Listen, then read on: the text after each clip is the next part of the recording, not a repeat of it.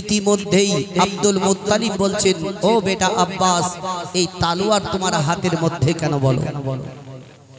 ওই সমাজে হযরতে আব্বাস রাদিয়াল্লাহু তাআলা আনহু বললেন, ওগো আব্বা জান, আমি এই তালোয়ারটা হাতে নেওয়ার কারণ হলো রাস্তার মধ্যে কেউ যদি আমাকে আটক করে তবে এই তালোয়ার মধ্যে তাকে আমি দুটুকরো করে দিব।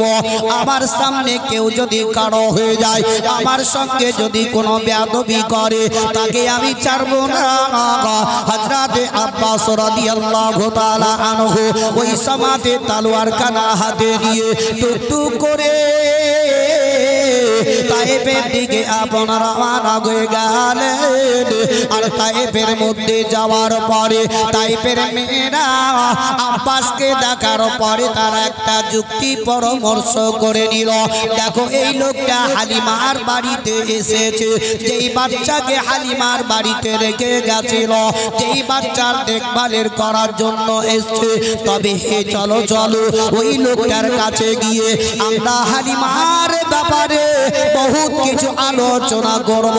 আলোচনা করার পরে তার মনটাকে আমরা অন্যরূপ করে দিব, তাদের মধ্যে একটা ঝগড়া সৃষ্টি লাগিয়ে দিব, যাতে ওই বাচ্চাটাকে হালিমার বাড়ি থেকে আপন নিয়ে চলে যায়। হযরতে আব্বাস রাদিয়াল্লাহু তাআলা আনহুকে নিয়ে ওই তায়েফের মেয়েরা আপন কি বলতে লাগলো, ওগো আব্বাস, যেই মেয়েটির বাড়িতে তোমরা এসেছো, যেই বাচ্চাটাকে দেখার জন্য এসেছো, ওই বাচ্চাটার এমন অবস্থা করে রাখে, সারা দিন তাকে না খাইয়ে তালা বন্ধ করে ঘরের মধ্যে রেখে দেয়, আর সকালবেলাতে ছাগল চড়াতে চলে যায়, সন্ধ্যার সময় এসে তার তালাখানা বন্ধ খুলে দেয়। হযরতে আব্বাসের মনটা একটু খারাপ হয়ে গেল। ওই সমাজে আব্বাস বাবা আপন হালিমার ঘরে দরজাতে গিয়ে একটু উঁকি মেরে যেমনি দেখলো, দেখছে তো বিশ্বের নবীর দোলনাটা স্থির ভাবে দাঁড়িয়ে আছে। হযরতে আব্বাসের মনটা খারাপ হয়ে গেল। পরে সত্যই তায়েফের মেয়েরা যেই কথাগুলো বলল, এটাই তো সত্য। হালিমার বাড়িতে এই বাচ্চাটা চুপচাপ সারা দিয়ে দোলনা স্থির ভাবে দাঁড়িয়ে আছে, না খেয়ে আছে, তবে এখনো তালাটা বন্ধ আছে। হালিমার বাড়িতে আর বাচ্চা আমি রাখবো না, বাচ্চাটাকে এখান থেকে নিয়ে চলে যাব। হালিমার অবস্থাটাই আমি কি করব, আসুক তার সঙ্গে আলাপ আলোচনা আমি করব। হযরতে হালিমা রাদিয়াল্লাহু তাআলা আনহা ওই পাহাড় জঙ্গল থেকে ছাগল চড়িয়ে ওই কালবেলাতে বাড়ি যেমনি পৌঁছে গেছে, দেখা গেল একটা লোক তার দরজাতে বসে আছে। হযরতে হালিমা রাদিয়াল্লাহু তাআলা আনহু হযরতে আব্বাসকে চিনে না, ইনার বাড়ি কোথায়, এই লোকটার নাম কি সেটাও জানে না, কোন জায়গা থেকে এসেছে তবু হালিমা কিন্তু জানে না।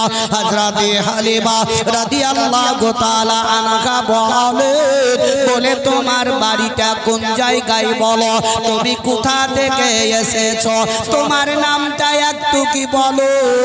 হযরতে আব্বাস বললেন, শোনো গো, আমার পরিচয় নিতে হবে না, তবে আমার ভাতিজার অবস্থাটা কি বলো। তোমার বাড়িতে আমার ভাতিজাটাকে বহুত দিন ধরে রাখানো হয়েছে, তবে ওই বাচ্চাটার হালচাল একটু বলো, বাচ্চাটা কি অবস্থায় রয়েছে। হযরতে হালিমা রাদিয়াল্লাহু তাআলা আনহা বলেন, আমার সেই বাচ্চা মোহাম্মদ দোলনায় দুলতে আছে। হালিমা যেমনি বাবা বলে দিলেন, আব্বাসের মনে একটু খটকা লেগে গেল। আমি একটু আগে দেখলাম এখনো সেই দোলনা স্থির ভাবে দাঁড়িয়ে আছে, আর এখন হালিমা বলল আমার দোলনা বাচ্চার দুলতে আছে, তবে এখনো হালিমার দিকে লক্ষ্য করে আব্বাস বলতে লাগলো, হালিমা তুমি বলছো দোলনা দুলতে আছে, আর আমি উঁকি মেরে দেখলাম তোমার বাচ্চার সেই দোলনাটা চুপ করে দাঁড়িয়ে আছে। হালিমার মুক্তি বেরিয়ে গেছে, দোলনা দুলতে আছে। আব্বাস বলতে লাগলো, তবে ওই তালাটা একবার খুলে দাও, আমি দেখবো বাচ্চাটার দোলনা দুলতে আছে না চুপচাপ স্থির ভাবে আছে। হযরতে আব্বাস রাদিয়াল্লাহু তাআলা আনহু যেমনি বলে দিল, হযরতে হালিমা রাদিয়াল্লাহু তাআলা আনহার ওই চাবিটা দিয়ে যেমনি বাবা তালা খুলতে যাবে, এমন সময়তে আল্লাহ তাবারক ওয়া তাআলা বললেন, হে জিবরিল, দেখো দেখো আমার হালিমার মুক্তি বেরিয়ে গেছে, আমার বাচ্চা নবী মুহাম্মদের দোলনা দুলতে আছে। যদি আব্বাস দেখে নাই তবে হালিমা মিথ্যা হয়ে যাবে, ওই মিথ্যাবাদীর লোকের স্তনে দুধ আমার হালিমার পান করবে না নবী মুহাম্মদ। এ জিবরিল, যাও যাও একবার গিয়ে হালিমার বাড়িতে গিয়ে আমার নবী মুস্তাফার দোলনা দলিয়ে দাও। হে জিবরিল, যাও আমার হাবিবের দোলনাটা দলিয়ে দাও। হযরতে জিবরিল আমিন সেকেন্ডের মধ্যে এমন কি হালিমার বাড়িতে উপস্থিত হাজির হয়ে গেলেন, আর নবী মুস্তাফার দোলনাটা দলিয়ে দিলেন। জোরে বলো সুবহানাল্লাহ। তাই বলে, জামানা দিওয়ানা, জামানা দিওয়ানা, ও গো মায়া মিনা, তোমার লালের নাই তুলনা।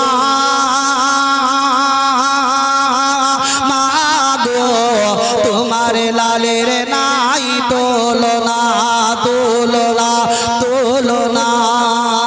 মেঘে মাথায় ছায়া করে, রোদ না লাগে গায়, আর গরম বালি পায়ের তলায় শীতল হয়ে যায়, মাগো শীতল হয়ে যায়। নোরানি বদনে, নোরানি বদনে হাওয়া চালে সনসনে, খেজুর পাতাই হিলাই সব ডানা। মাগো তোমার লালের নাই তুলনা, তুলনা, তুলনা। শিশু নবী শুয়ে শুয়ে আকাশে তাকাই, আকাশের ওই হর গেলে বার সালাম জানাই, মাগো সালাম জানাই। আদবে সহকারে, আদবে সহকারে নূর নবীকে ঘিরে ফারিস্তারা হিলাই দোলনা। মাগো তোমার লালের নাই তুলনা, তুলনা। জামানা দিওয়ানা, জামানা দিওয়ানা, ও গো মায়া মিনা, তোমার লালের নাই তুলনা। মাগো তোমার লালের নাই তুলনা। আল্লাহুম্মা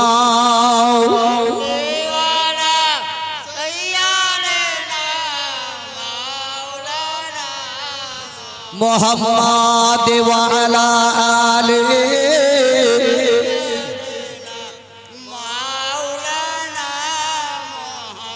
সাল্লাল্লাহু তাআলা আলাইহি ওয়াসাল্লাম। ও বাবা জীবনের আমার ভাইরা, মা বোনেরা আমার, হযরতে জিবরিল আমিন বিশ্বের নবীর দোলনাটা যেমনি দলিয়ে দিলেন, নবী মুস্তাফা আমার তার দুধ ভাই জুমরার দিকে তাকিয়ে দেখলেন, হালিমার বড় বেটার দিকে তাকিয়ে দেখলেন, তার দোলনাটা ইস্তার ভাবে দাঁড়িয়ে আছে।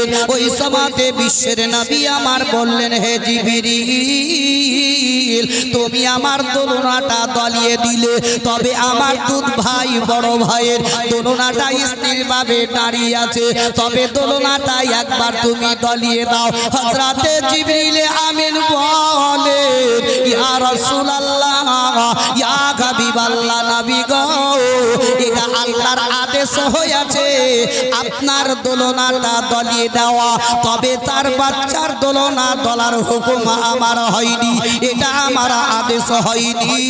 নবী মুস্তাফা আমার বললেন আমি নবী মুস্তাফা আমি রহমাতুল লিল আলামিন বলি জিবরিল তুমি আল্লাহর আদেশে আমার দোলনা দলিয়েছো আর আমার আদেশে আমার দুধ ভাইয়ের দোলনা দলিয়ে দাও। বিশ্বের নবী আমার যখন বললেন সঙ্গে সঙ্গে হযরতে জিবরিল আমিন আহমদ হালিমার বেটা নবী মুস্তাফার দুধ ভাই যার নাম হলো জুমরাত দোলনাটা জিবরিল দলিয়ে দিলেন। তারা দুই ভাই দোলনায় দুলতেছিলেন। এমন সময় হযরতে আব্বাস বললেন ওগো হালিমা আর দেরি করো না, দরজাটা একবার খুলে দাও। হালিমা যেমনি দরজাটা খুলে দিলেন হযরতে আব্বাস কি বেরে ভিতর দিকে তাকিয়ে দেখলেন, দেখছেন তো দুজনারই দোলনা দোলতে আছে। হযরতে আব্বাস দেখে খুশি হয়ে গেলেন, তখন দেখেছিলাম দোলনাটা স্ত্রীর ভাবে দাঁড়িয়ে আছে আর এখন তাদের দুই ভাইয়ের দোলনা দোলতে আছে। হযরতে আব্বাস হালিমাকে কিছু পুরস্কার ইনাম দিয়ে সেখান থেকে আপন চলে গেলেন, মক্কা নগরে চলে গেলেন। কয়েকদিন হালিমার বাড়িতে থাকার পরে তারা স্বামী স্ত্রী দুজনাতে যুক্তি করলেন। আর হালিমা তেনার স্বামী হারিসকে আপন বলতে লাগলেন স্বামী গো ওগো আমার মাথার মনি নয়নের তারা এই বাচ্চাটাকে আর রাখা হবে না, যেহেতু 2 বছর পূর্ণ হয়ে গেল এবার বাচ্চাটাকে মক্কা নগরে আমিনার দরবারে পৌঁছিয়ে দেওয়া হোক। হযরতে হালিমা আল্লাহ দরবারে দোয়া করতে লাগলেন, বলে আল্লাহ গো এখানো বাচ্চা তো মক্কা নগরে নিয়ে যাব, হালিমা আমিনার দরবারে পৌঁছে দিব, তবে আল্লাহ এই বাচ্চাটাকে আরো কিছু দিনকার জন্য যদি আমিনা আমাকে দিয়ে দেয় তবে আমার মনের আশা পূর্ণ হয়ে যাবে। কেন না হযরতে হালিমা বলেছিলেন এটাই, এই বাচ্চা মার বাড়িতে থাকতে গেলে বরকত বাড়ে, এমনকি বাচ্চাকে দেখতে গেলে আমার ভুখ পিয়াস দুটো একসঙ্গে মিটে যায়। জোরে বলো সুবহানাল্লাহ। নবীকে আরো কিছুদিন রাখার জন্য হযরতে হালিমা আল্লাহর কাছে দোয়া করলেন। দোয়া করে বিশ্বের নবীকে নিয়ে টুকটুক টুকটুক করে মক্কা নগরে হাজির হলেন। সেই সমাজে এমনকি মক্কা নগরে কলেরা রোগ হয়েছিল একটা। হযরতে হালিমা রাদিয়াল্লাহু তাআলা আনহা বিশ্বের নবীকে যখন মা আমিনার কাছে পৌঁছালেন তো ওই সমাজে হযরতে আমিনা রাদিয়াল্লাহু তাআলা আনহা বললেন গো হালিমা আমি একটি কথা বলবো, বলে এমন কি কথা বলবে গো? বলে হালিমা এই মক্কা নগরে এমন একটা কলেরা রোগ উঠে গেছে, সন্ধ্যার সময়তে মা বাচ্চাদেরকে নিয়ে স্তনের মধ্যে মুখটা লাগিয়ে দিয়ে দুধ পান করিয়ে রাত্রিবেলাতে ঘুমিয়ে দেয়, আর সকালবেলায় যখন বাচ্চাটা তুলতে যায় তখন সেই বাচ্চাটা মৃত্যু উঠে যায়। ওগো হালিমা আমার এই কলেজার টুকরো নবী মুহাম্মদকে সাল্লাল্লাহু তাআলা আলাইহি ওয়াসাল্লামকে তুমি আরো কিছু দিনকার জন্য তোমার শহরের মধ্যে নিয়ে চলে যাও। মক্কা নগরে যে রোগ বালাটা উঠেছে হযরতে হালিমা মনটা বড় খুশি হয়ে গেল। হালিমা রাদিয়াল্লাহু তাআলা আনহা বিশ্বের নবীকে মা আমিনার নিকট থেকে নিয়ে আবার তাইফের দিকে রওনা হয়ে গেলেন। তাইফের মধ্যে হযরতে হালিমা কিছুদিন নবীকে রাখার পরে এমনকি তার বয়স এক করে 4 বছর হয়ে গেল। হযরতে হালিমা রাদিয়াল্লাহু তাআলা আনহার ওই গলাটাকে বিশ্বের নবী আমার চিপে ধরে নিলেন আর নবী আমার বললেন মা গো আমি একটি কথা বলবো গো মা, এতদিন ধরে কোনোদিন কোনো রকমের কথা বলি নাই, তবে মা গো আমি এই কথাটি বলবো মা হযরতে হালিমা রাদিয়াল্লাহু তাআলা আনহা দুই চোখ দুটোকে বন্ধ করলেন। হালিমার দুই চোখের কোণা দিয়ে পানি পড়ে গেল। বিশ্বের নবীকে বলেন, বাবা মুহাম্মদ এমন কি কথা বলবে বলো, তুমি আমার গলা ধরেছো কারণটা কি? বিশ্বের নবী বললেন, মা গো আমি এই কথাটাই জিজ্ঞাসা করব কি আমার দুধ ভাই বড় ভাই সকাল বেলায় বাড়ি থেকে চলে যায়, সারা দিন তাকে আমি বাড়িতে দেখতে পাই না, আমি একা একা ঘরের মধ্যে থাকি, আমায় একা থাকতে আর ভালো লাগে না। মা গো তবে সারাদিন কোথায় চলে যায় আর সন্ধ্যার সময়তে বাড়ি চলে আসে?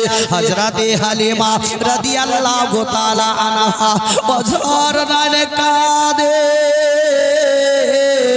নবী মুস্তাফাকে বলে, ও বাবা মুহাম্মদ শুনো গো, আমার কলেজার টুকরো, আমার বড় ছেলে যখন ছোট ছিল তখন আমার দায়িত্ব ছিল ওই পাহাড়ে জঙ্গলে ছাগল চড়াতে যাওয়া।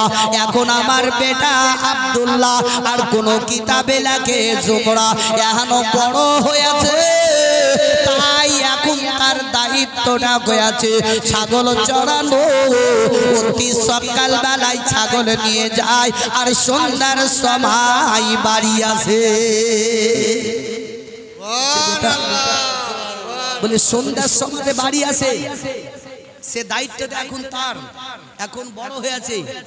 নবী আমার বলছেন, মা তবে আমি যে একাই বাড়িতে থাকি, আমার তো একাই থাকতে ভালো লাগে না, তবে যদি ইজাজত দাও তাহলে আমিও দুধ ভাই আমার বড় ভাইয়ের সঙ্গে আমি জঙ্গলে ছাগল চড়াতে যাব। জোরে বলো সুবহানাল্লাহ। বিশ্বের নবীকে মা হালিমা রাদিয়াল্লাহু তাআলা আনহা বলতে আছেন, তুমি জঙ্গলে ছাগল চড়াতে যাবে, যদি কোনো কিছু হয়ে যায় তোমার দুঃখিনী মা আমিনার কষ্ট হবে, তোমার যদি কোনো কিছু হয়ে যায় আমি তার কাছে জবাবটা কি দিব? যেহেতু স্বামী হারা মা আমিনা বড় দুঃখ আফসোস পাবে। কিন্তু নবী বললেন, আমি বসে বসে খাবো, এটা আমার সম্ভব নয়। দেখুন এখানে একটা কথা পাওয়া যায় কি বসে বসে খাওয়া চলবে না, আমাদেরকে কর্ম করতে হবে, কর্ম করে খেতে হবে। এই কর্ম করে খাওয়াটাও হচ্ছে রাসূলের সুন্নাত। জোরে বলো সুবহানাল্লাহ। আমরা সেটা কর্ম করি না, কিছু কিছু মানুষ আছে আমরা বসে বসে খাওয়ার চেষ্টা করি, কিন্তু নবী বলছেন আমি একাই বসে বসে থাকবো, এটা ঠিক নয়, আমিও কর্ম করে খাবো না। হযরতে হালিমা বললেন, তোমাকে আমি জঙ্গলে পাহাড়ে ছাগল চড়াতে আমি যেতে দিব না। নবী মনে মনে করলেন, ঠিক আছে, আমার ভাই আব্দুল্লাহ যখন বাড়িতে আসবে জুমরা, তখন তার সঙ্গে আমি আলাপ আলোচনা করব।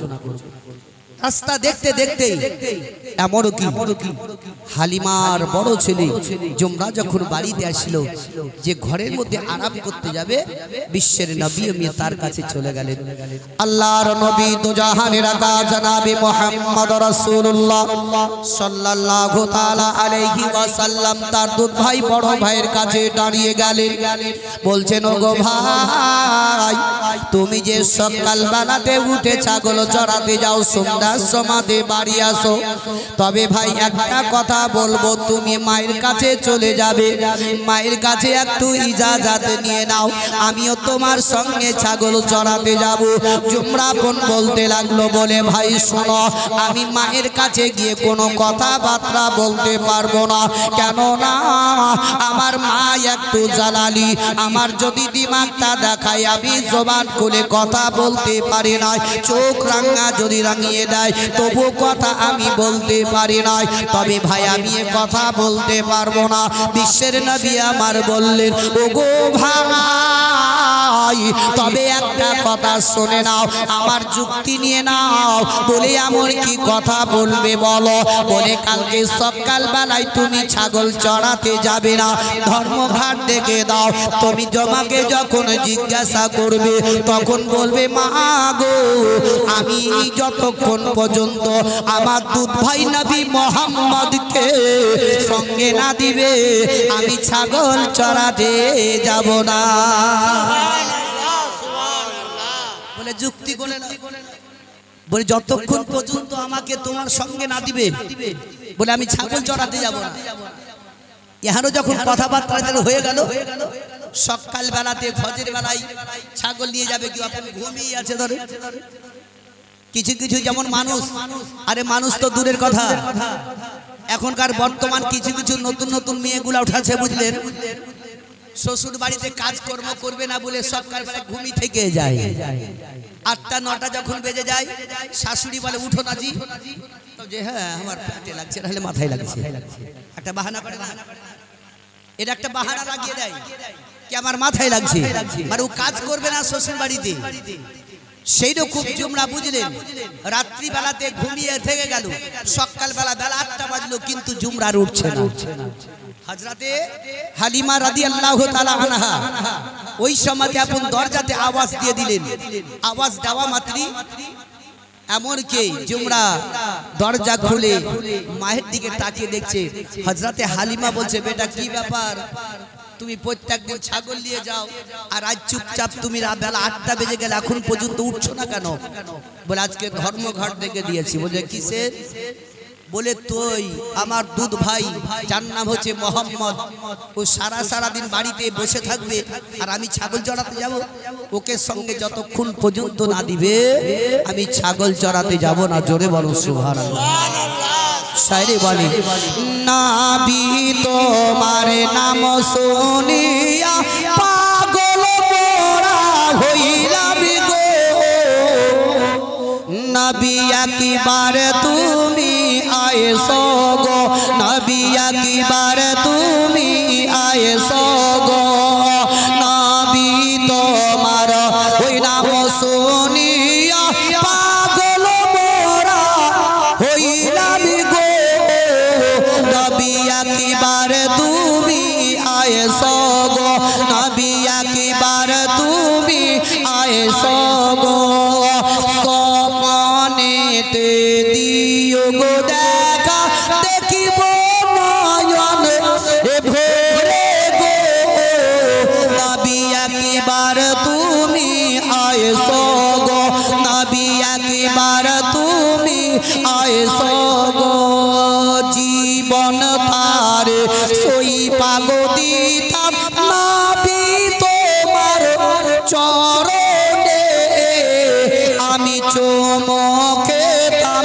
কদমে, নবী চুমুকেতাম কদমে, নবী তোমার ওই নাম শুনিয়া পাগল মোরা হইলাম গো, নবী একবার তুমি আয়েশো গো, নবী একবার তুমি আয়েশো গো, তোমার প্রেমে পাগল আমি তো, নবী তোমার নাম শুনিয়া পাগল আমরা হইলাম গো, নবী একবার তুমি আয়েশো গো, নবী একবার তুমি আয়েশো গো। আল্লাহুম্মা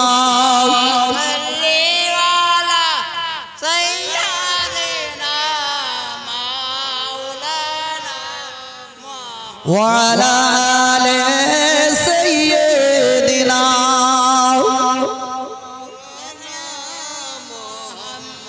সাল্লাল্লাহু তাআলা আলাইহি ওয়াসাল্লাম। ও বাবা জীবনের আমার ভাইরা আমার, বিশ্বের নবী কুল কায়নাতের নবী জনাবে মুহাম্মদ রাসূলুল্লাহ সাল্লাল্লাহু তাআলা আলাইহি ওয়াসাল্লামকে নিয়ে যখন জুমরা জঙ্গলে ছাগল চড়াতে চলে গেছে, বিশ্বের নবীকে একটি বাবলা গাছের তলায় বসিয়ে দিলেন।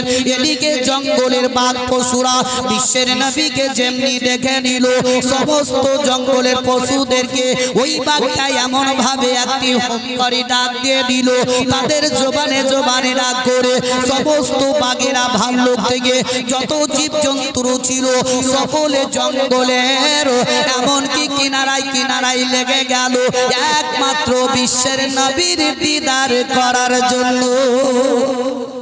সমস্ত বাগেরা বিশ্বের নবীকে দেখতে আরম্ভ করলো, নবীর দিদার করতেছিল। দয়ার নবী আমার চলে গেলেন।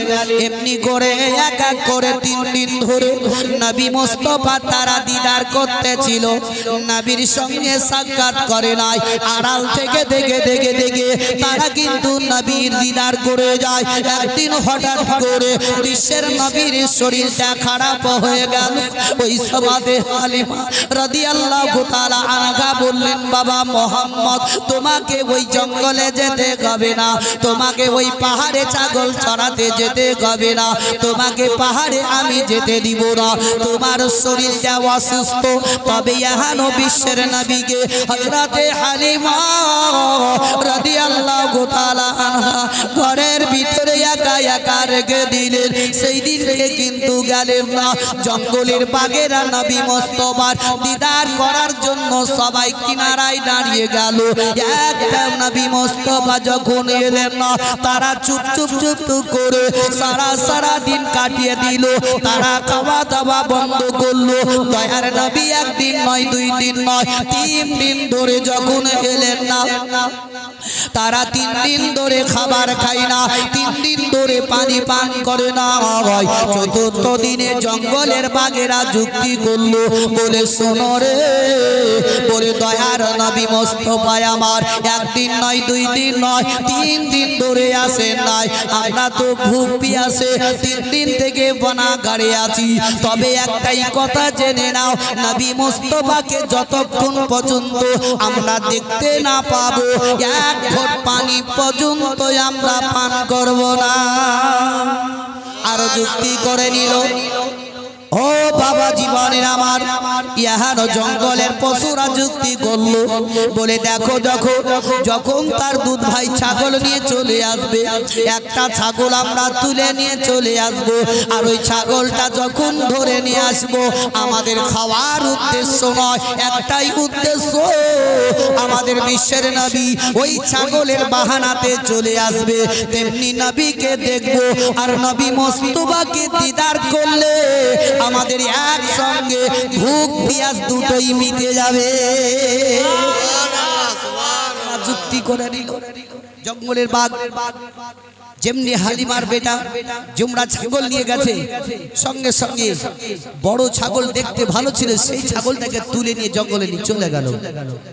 এইদিকে জুমরা দূর থেকে দেখতেছিল, এই ছাগলটা তুলে নিয়ে গেল। তবে মার কাছে গিয়ে আমি কি বলে জবাব দিব?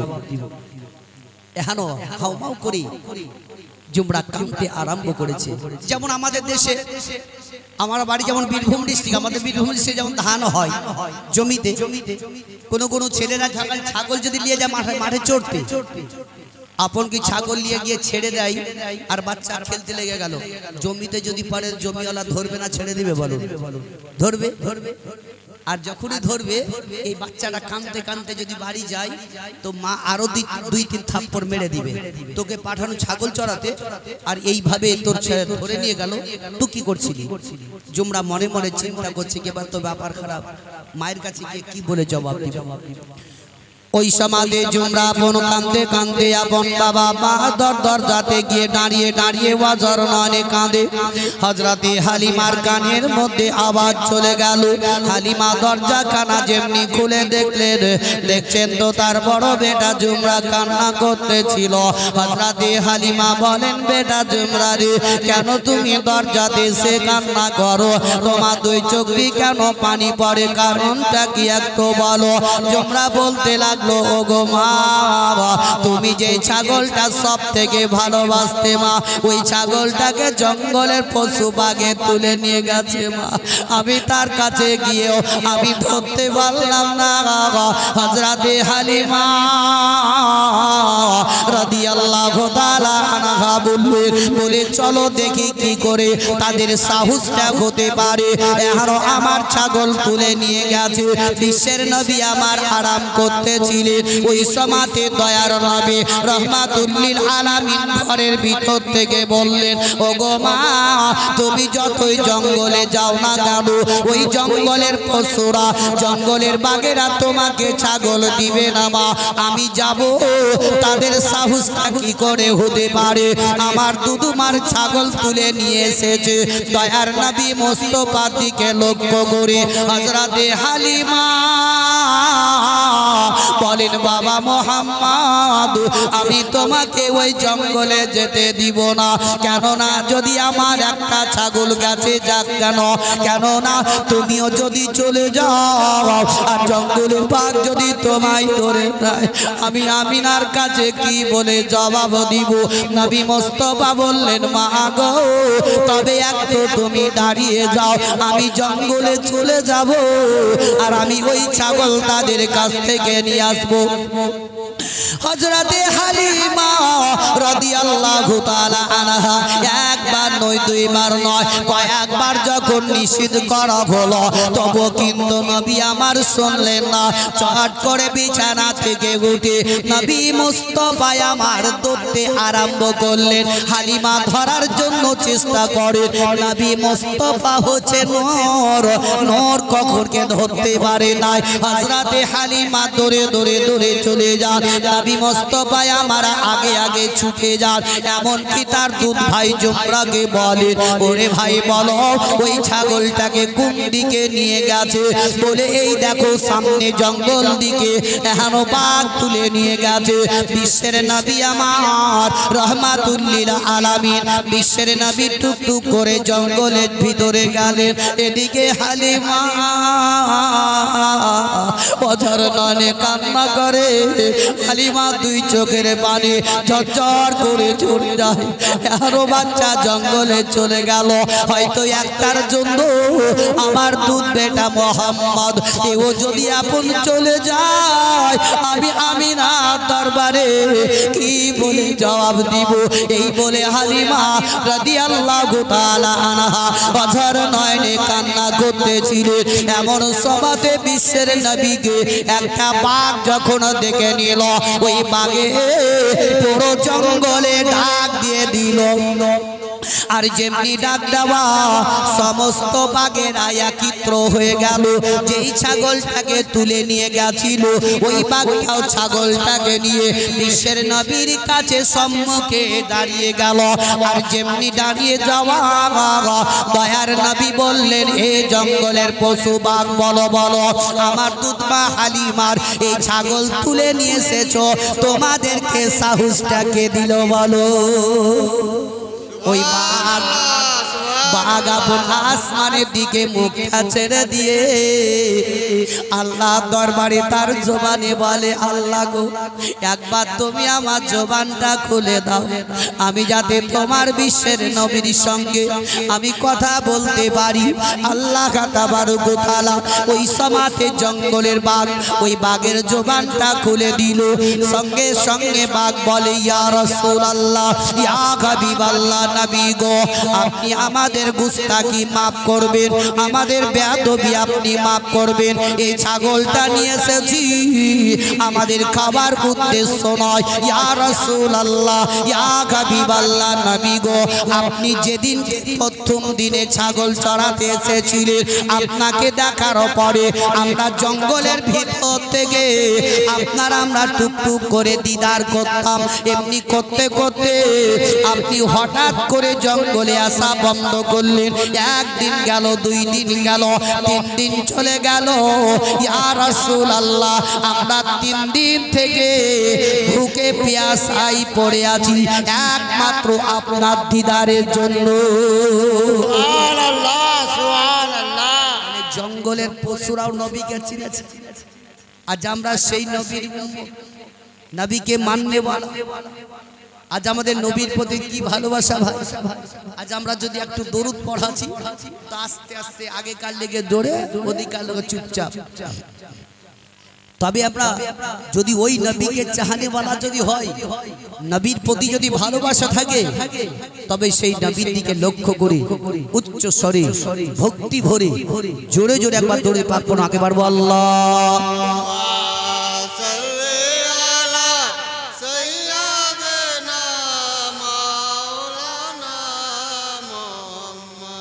وعلى آل سيدنا صلوا على محمد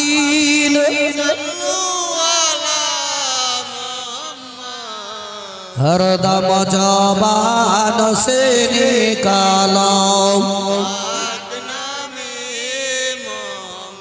हर दम ज़बान से निकालो सल्लल्लाहु ताला अलैहि वसल्लम। ओ बाबा जीवानीर आमार भाईरा आमार हजरते हालिमा रादियाल्लाहु ताला आनहा एदिके वजर नयने कान्ना करतेछिलेन।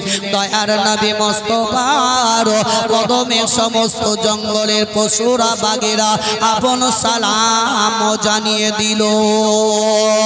नबीजीर निकटे ओई बाग बोले या रसूलल्लाह या हबीबाल्लाह नबी गो আমরা খাবার উদ্দেশ্যে ছাগল নিয়ে আসিনি।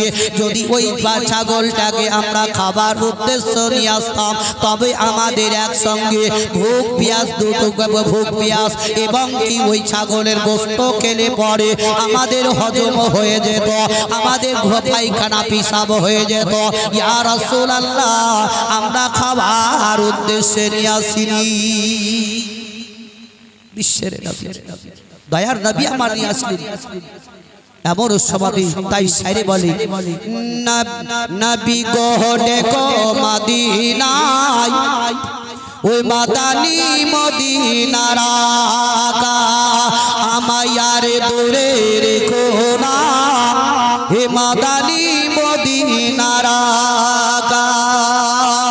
জিবরাইল তোমার আগে আরজ করেন সিদরাতে আমি আর আগে যাব না, আমি আর আগে যাব না মাদানী মদিনার আকা। নবী গো দেখো মদিনায় মাদানী মদিনার আকা আরজ করে তোমার আগে হালিমার ছাগল নিল বাগে। তোমার দিদারের এটাই বাহানা, তোমার দিদারের এটাই বাহানা মাদানী মদিনার আকা। নবী গো দেখো মদিনায় মাদানী মদিনার আকা। আল্লাহুম্মা সাল্লি আলা সাইয়্যিদিনা মাওলানা মুহাম্মদ ওয়া আলা আলি সাইয়্যিদিনা মাওলানা মুহাম্মদ সাল্লাল্লাহু তাআলা আলাইহি ওয়াসাল্লাম। বাপজি ভাইরা আমার যাই হোক সময় মতো বলেছিলাম ইতিহাস সমাপ্তি করব, তবে আমি বলেছিলাম ছোট্ট করে ওমা আরসালনাকা ইল্লা রাহমাতাল লিল আলামিন। সেই দিকে কেন্দ্র করে নবী মুস্তাফার আগমনের তার কিছুটা জীবনী কাহিনী আপনাদের সম্মুখে বললাম। এখনো আর আমার বক্তব্য আগে দিকে না বাড়িয়ে এখান থেকে আমি ইতিহাস সমাপ্তি করলাম। বলার মাধ্যমে ভাষার মাধ্যমে ভুল ত্রুটি হলে ক্ষমা প্রার্থী। ওয়া মা আলাইনা ইল্লাল বালাগ। আসসালামু আলাইকুম ওয়া রাহমাতুল্লাহ।